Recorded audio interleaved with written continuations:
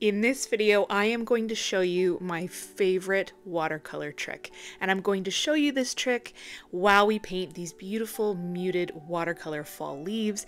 But this trick will blow your mind. I love it. I use it all the time. Today, I'll be using my limited palette that has cad yellow, quin magenta, cerulean, indigo, and sap green. I love mixing all of those colors together to get beautiful muted fall colors. I'm also going to be using some round brushes. You can use any round brush that you want. I'm using Baohong cold press watercolor paper, water, a rag, and an HB pencil. My favorite watercolor trick will be revealed as we paint these leaves, but let's first sketch some ideas. I'm from the valley in Arizona. It's very hot. We don't really have fall leaves, but I have seen fall leaves because in northern Arizona, beautiful, beautiful fall leaves. Not a whole lot of variation, so I did look up a lot of reference pictures to get an idea of what these fall leaves look like. So if you have a personal in-person reference, I would use that. Otherwise, you can look up some pictures of different fall leaves. My tip for sketching out fall leaves that are symmetrical is sketch it piece by piece on each side. So you can see as I'm following this leaf, I'm making sure that each side is very similar, but it's also following the curve of the stem that I created first. In my loose watercolor style, I don't typically sketch before I paint, but when I'm painting something that's so symmetrical, I will mess it up. I will have one side bigger than the other, so I like to sketch a guide for myself so I don't go completely out of bounds. That first one was so complicated, I needed a very simple one. So one of the ways I like to draw these leaves is I draw a basic, very circular leaf, and then I add the texture to it. So you can start with a really light sketch for your basic leaf shape, and then here I'm going and adding more of the jagged, textured edge of the leaf. I also want you to remember that reference pictures are just for reference, and you can do whatever you want. You can make up your own type of leaf, you can have a big chunk out of the leaf, dead spots on your leaf. Just have fun with it. We are artists. We can do what we want. I have no idea what kind of tree this leaf comes from, but I loved the idea when I saw a picture of this leaf of these uneven, rounded edges. And it was fun because I didn't have to make it too symmetrical, but I wanted it to be the idea of symmetry just a little bit. So I did do kind of each side bouncing back and forth together so that they looked similar enough, but I didn't have to worry about perfect equal sides. I would also say that for all of the sketching that I'm doing, the outlines, the veins, the stem, if I was doing this at home like you, I would be doing a lot lighter of a sketch. I'm pressing down really hard and making the sketch a lot darker so that you can see it here on the video. But watercolor is a layering, transparent medium, and so you can see the pencil sketch underneath. So I would do your sketches as light as you possibly can. Maybe start dark if you're feeling intimidated by losing some of the shapes so you won't be able to see it. And then you can work on getting lighter and lighter and see how well you can go from there. I loved the look of this leaf in the reference pictures, but it was kind of tricky for me to draw, and I left in some of my need to erase things as I went because I just wanted to show you that it is hard for me to sketch things too. Sometimes it's easier for me to create rounded shapes with a brush that I can tell it exactly what to do. This leaf has a bunch of really rounded points. So each of the rounded points looks almost like a typical leaf, but then it's all connected together in the middle. And I just really struggled with some of the roundness of it. But I didn't want to get rid of the leaf altogether. I thought it was, anyway, such a cool leaf. So that to say, another reason why you can sketch light so that you don't totally leave these dark marks on your paper, and you can go back and erase and redraw and sketch and finagle and move it around. But also keep in mind that if you're not drawing as hard as I am, that you can paint over your sketches. So even if my lines are not perfect or as rounded as I wanted them to be, I can go and use watercolor later to make it just a little bit more round, a little bit more perfect.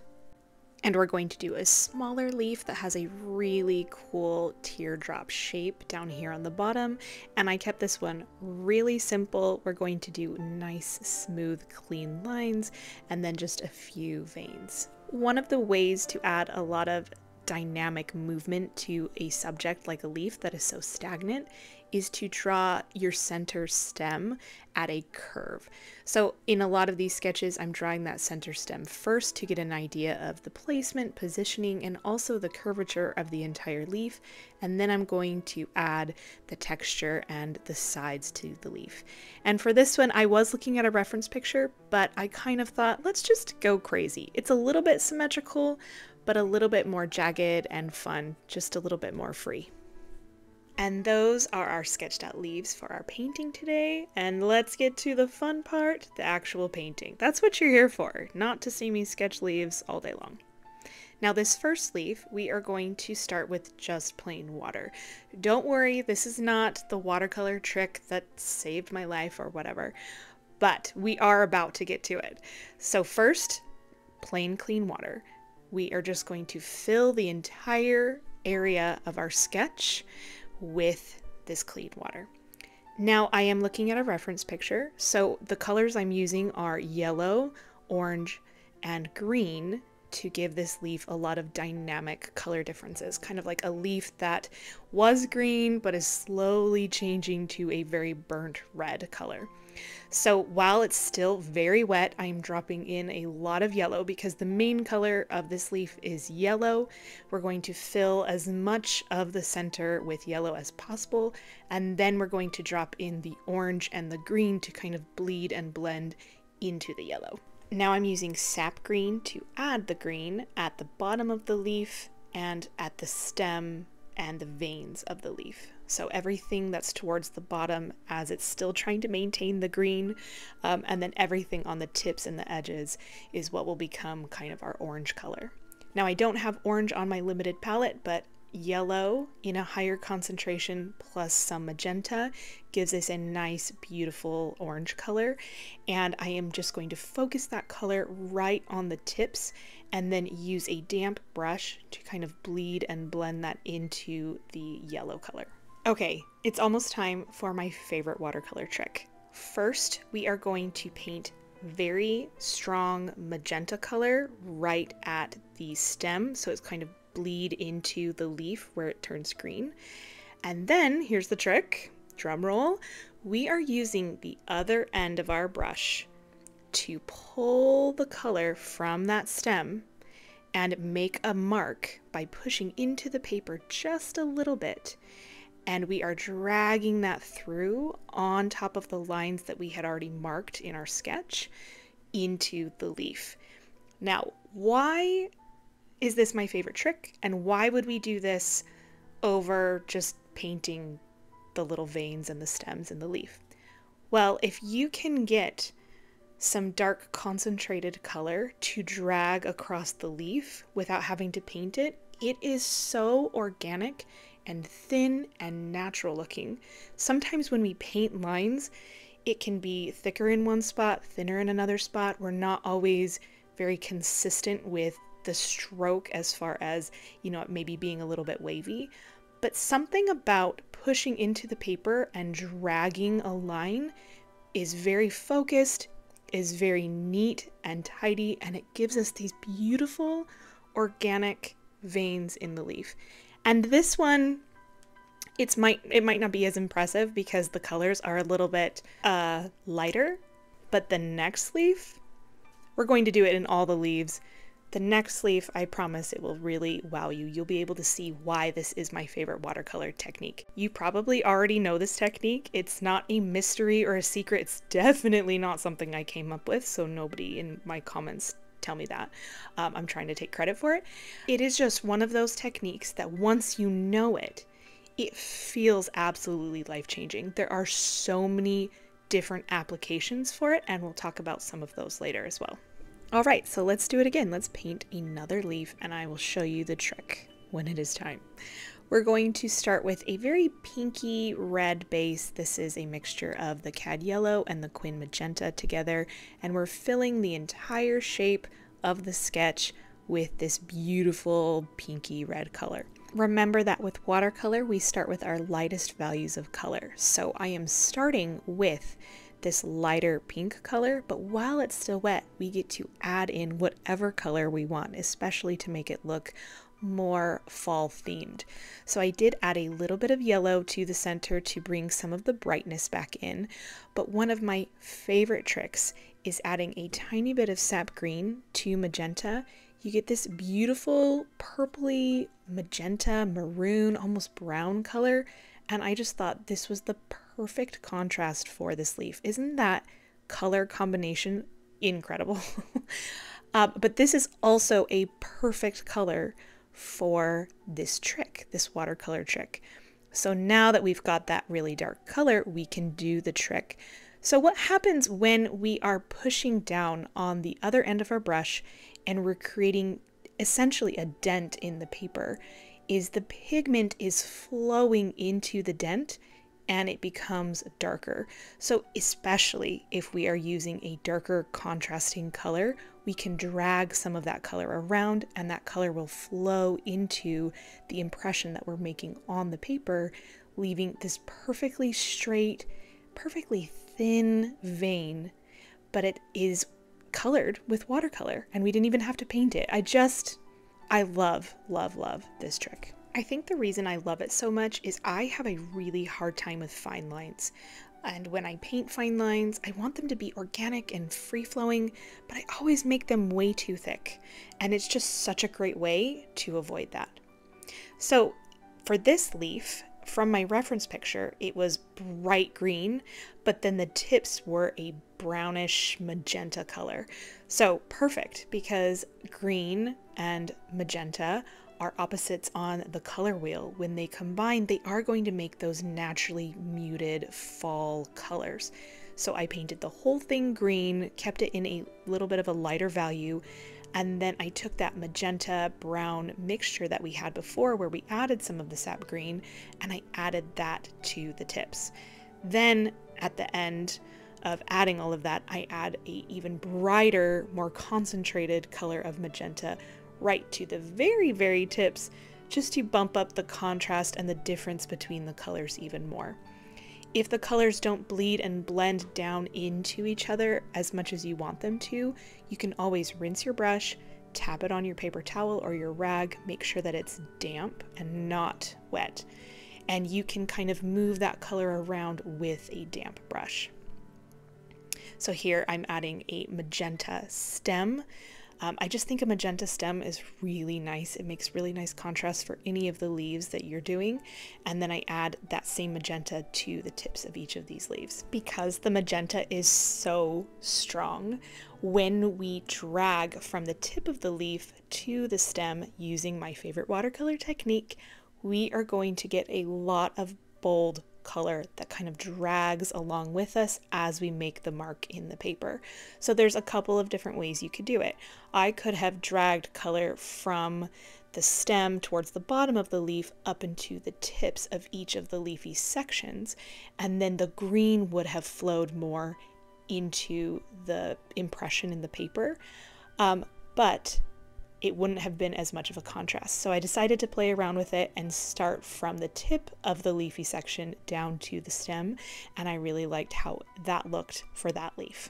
Now we're going to paint this leaf here on the upper left. I kept the colors really simple, kind of along that classic fall leaf look, yellows, oranges, reds, and remember that you're dropping the paint into more paint while everything is still very wet.